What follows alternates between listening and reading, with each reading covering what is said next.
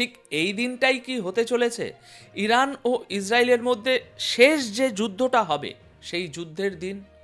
5 বার নয়, 10 বার নয়, একসাথে 500 বার বোমা বর্ষণের একটা ভয়াবহ ব্লু প্রিন্ট কি অলরেডি তৈরি হয়ে গেছে হোয়াইট হাউসের গোপন ঘরে? দর্শক, আপনি হয়তো ভাবছেন খবর তো শুনলাম সব শান্ত হয়ে আসছে, ট্রাম্প যুদ্ধ চান না। কিন্তু বিশ্বাস করুন, আপনাকে টিভিতে যা দেখানো হচ্ছে আর পর্দার পেছনে যা ঘটছে তার মধ্যে আকাশ পাতাল তফাত। কেন আমি বলছি যে শান্তির দূত ট্রাম্প এবার যুদ্ধের দেবতা হতে চলেছেন?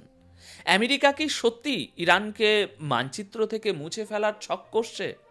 এই প্রতিবেদনটি শেষ পর্যন্ত দেখুন, কারণ আজ আমি এমন কিছু জিওপলিটিক্যাল সমীকরণ আপনাদের সামনে তুলে ধরব যা শোনার পর পুরো ব্যাপারটা আপনার কাছে একদম পরিষ্কার হয়ে যাবে যে আগামী যুদ্ধ কবে কিভাবে শুরু হতে চলেছে।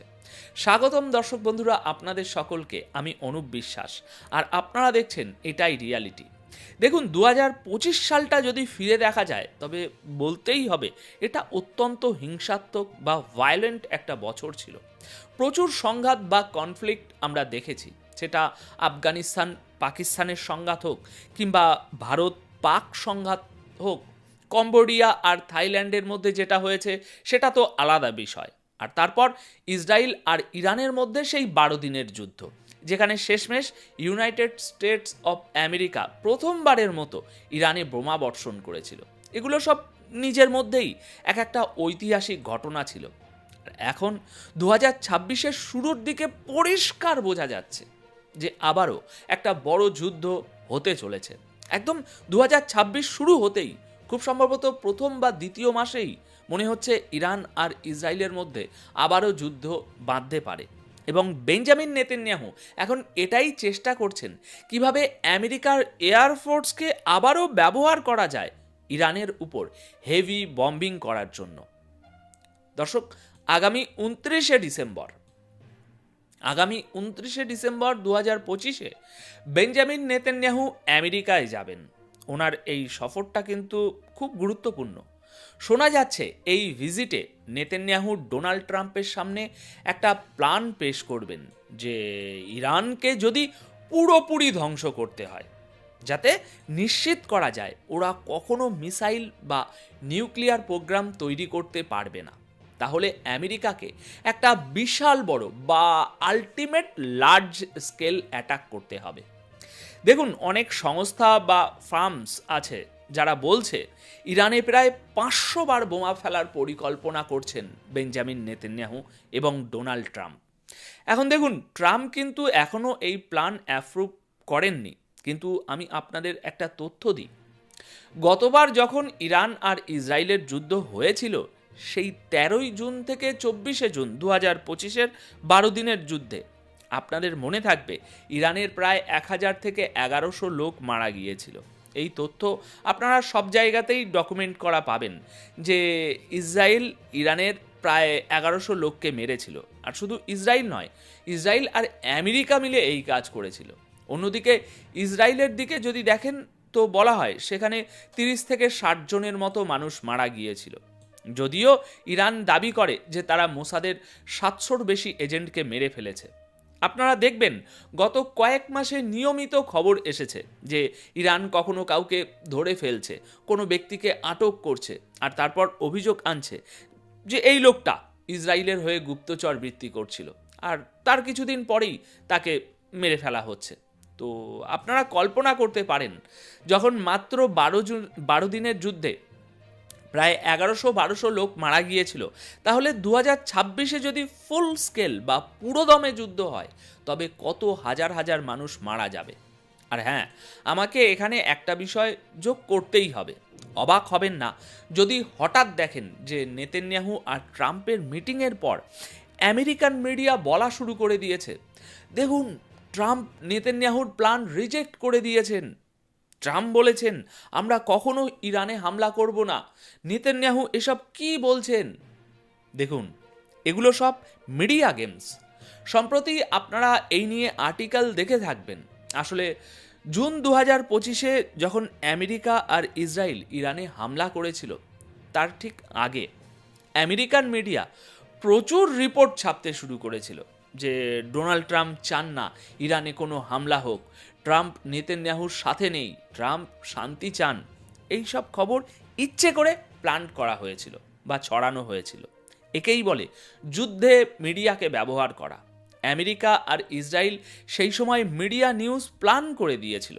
মানে আমেরিকান মিডিয়া নিজে থেকেই আর্টিকেল ছাপছিল যে আমরা গোপন সূত্রে বা লিক রিপোর্ট থেকে জানতে পেরেছি ট্রাম্প একদমই ইরানে হামলা করবেন না। এই খবর স্বাভাবিকভাবেই ইরানিয়ানদের কাছে পৌঁছায়। ওরা একটু রিল্যাক্স হয়ে যায়। ওরা ভাবে যাক বাবা, অন্তত ডোনাল্ড ট্রাম্প নেতানিয়াহুর সাথে নেই। কিন্তু তার পরের দিনই দেখা গেল B-2 বম্বার চলে এলো, ইরানের নিউক্লিয়ার সাইটে হামলা করে চলে গেল। এটা আমি বলবো অত্যন্ত চালাকি, অত্যন্ত ক্লেভার মুভ ছিল। তবে এবার আমার মনে হয় না ইরান এই ফাঁদে পা দেবে। আমার মনে হয় ইরান, রাশিয়া এবং চীন এই তিনটে দেশেই এই ব্যাপারে যথেষ্ট সতর্ক থাকবে। এই যে প্লান্টেড মিডিয়া লিকস, এটা নিয়ে এখন একটা সচেতনতা তৈরি হয়েছে, কিন্তু আমার মনে হয় এটাকে আবার ট্রাই করা হবে। আবারও আমেরিকান মিডিয়া থেকে বিভ্রান্তিকর খবর আসবে যে ডোনাল্ড ট্রাম্প যুদ্ধ চান না, উনি তো শান্তির প্রেসিডেন্ট, শান্তি চুক্তি করান। আর তারপর হঠাৎ করেই হয়তো আবার হামলা চালানো হবে।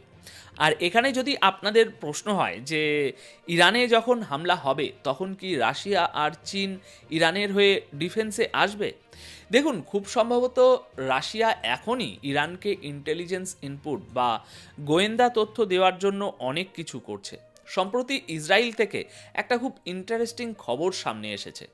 মোসাদ ইসরায়েলে এক রাশিয়ান নাগরিককে ধরেছে। কারণ ছিল এই লোকটা ইরানে হয়ে গুপ্তচর বৃত্তি করছিল। হ্যাঁ, আপনারা দেখতে পাবেন খবরে, ওয়ার্ক পারমিটে থাকা এক রাশিয়ান নাগরিক ইসরায়েলের স্পাইংয়ের জন্য অভিযুক্ত হয়েছে। এটা তো একটা কেস যা মিডিয়ায় এসেছে। অনেক রিপোর্ট এটাও বলছে যে মোসাদ প্রচুর চাইনিজ এবং রাশিয়ান নাগরিক যারা ইসরায়েল বা এমনকি সিরিয়াতে ছিল তাদের ধরেছে, কারণ এরা গুপ্তচর বৃত্তি করছিল, ইরানের জন্য তথ্য জোগাড় করছিল। কী ধরনের তথ্য? যেমন ইসরায়েল কত বড় হামলার প্ল্যান করছে, ওরা নিজেদের মিসাইল কোথায় স্টোর করে রাখছে, ওদের এয়ারফোর্সের মুভমেন্ট কী, এই সব তথ্য রাশিয়া আর চীন জোগাড় করছে যাতে ইরানকে হামলার আগেই ম্যাক্সিমাম ইন্টেলিজেন্স ইনপুট দেওয়া যায়। দেখুন, ডোনাল্ড ট্রাম্প উনি এখনও পর্যন্ত সবচেয়ে বেশি প্রো ইসরায়েল বা ইসরায়েল পন্থী প্রেসিডেন্ট। সম্প্রতি একটা শকিং ভিডিও সামনে এসেছে যেখানে ট্রাম্প বলেছেন একসময় আমেরিকায় ইসরায়েলের লবিং সবচেয়ে শক্তিশালী ছিল। মানে আমেরিকার পলিটিশিয়ানদের সাথে ইসরায়েলি পলিটিশিয়ানদের কানেকশান, ইসরায়েলের কোনো আইন পাশ করানো, মিডিয়া দিয়ে কোনো কাজ করানো, এই ব্যাপারে আমেরিকায় ইসরায়েলের সবচেয়ে বেশি ক্ষমতা ছিল। এই ক্ষমতা মাঝখানে কমে গিয়েছিল। আর এখন ট্রাম্প চান যে ইউএস লবিতে ইসরায়েলের সেই দাপট আবার বাড়ুক। গত কয়েক বছরে আপনারা দেখবেন ইউএস কংগ্রেসে এমন অনেক লোক এসেছেন যারা বেশ অ্যান্টি ইসরায়েল, তাদের পলিসিই হলো অ্যান্টি ইসরায়েল। তাই এখন ট্রাম্প এই ধরনের লোকেদের বিরুদ্ধে স্টেটমেন্ট দিচ্ছেন। ট্রাম্প পরিষ্কার বলছেন যে একটা অ্যান্টি ইসরায়েল লবি খুব শক্তিশালী হয়ে গেছে এবং এটা বদলানো দরকার। তাই ট্রাম্প যতদিন ক্ষমতায় আছেন ইসরায়েল আর আমেরিকার সম্পর্ক অনেক মজবুত হতে চলেছে। অবাক হবেন না যদি দেখেন ট্রাম্প তার তৃতীয় বা চতুর্থ বছরে ইসরায়েলের জন্য কোনো নতুন আইন পাশ করে দেন বা প্রচুর ফান্ডিং রিলিজ করেন অথবা কোনো বড় মেগা প্ল্যান ঘোষণা করেন। এখন মোট কথা বড় কিছু একটা ঘটতে চলেছে, আর এটা পরিষ্কার বোঝা যাচ্ছে আমেরিকা আর ইসরায়েল ইরানে বড়সড় হামলা করতে চলেছে। আপনারা যদি কয়েক মাস পিছিয়ে যান, আমি আক্ষরিক অর্থেই এটা নিয়ে প্রেডিকশান করেছিলাম। প্রেডিকশান মানে রিপোর্টস পড়লে আর চারপাশের ঘটনা দেখলে আপনি সহজেই বলতে পারেন যে শেষমেশ কী হতে চলেছে। আমি বলেছিলাম এটা হবে, আর এখন সেই প্ল্যানগুলোই আলোচনা করা হচ্ছে। আপনারা আমেরিকার সমস্ত ইন্টারেস্ট বা স্বার্থ যদি দেখেন, সেটা চাবাহার বন্দরের কানেক্টিভিটি ইস্যু হোক, তেলের ইস্যু হোক বা সৌদি আরবের নিরাপত্তার ইস্যু হোক, আমেরিকার জন্য ইরানকে ধ্বংস করাটা খুব জরুরি। ইরান যেভাবে নিউক্লিয়ার ওয়েপেন্স প্রোগ্রামের ডেভেলপমেন্ট করছে, সব দিক থেকে এটা হওয়াটা নিশ্চিত। আমেরিকার সমস্ত জিওপলিটিক্যাল স্বার্থ এটাই বলছে যে তাদের ইরানের ব্যবস্থা নিতেই হবে। ওরা চায় ইরান দীর্ঘ সময়ের জন্য একদম পঙ্গু হোক বা প্যারালাইজ অবস্থায় পড়ে থাকুক। তাই 2026-এও এটা হওয়ার সম্ভাবনা খুবই কম যে আমাদের শান্তির president Donald Trump Nobel peace prize পাবেন। বরং মনে হচ্ছে উনি ওয়ার প্রাইজ পেতে পারেন। The most warring US president, সবচেয়ে যুদ্ধবাজ মার্কিন প্রেসিডেন্ট, এর সম্ভাবনাই এখন বেশি লাগছে। তাই সবশেষে একটাই কথা বলবো, দর্শক, রাজনীতিতে যা দেখা যায় তা আসলে ঘটে না, আর যা ঘটে তা চট করে দেখা যায় না। কিন্তু আমার এই বিশ্লেষণ যদি আপনারা মিলিয়ে দেখেন তবে বুঝবেন 2026 সালটা বিশ্ব রাজনীতির জন্য কোনো সাধারণ বছর হবে না।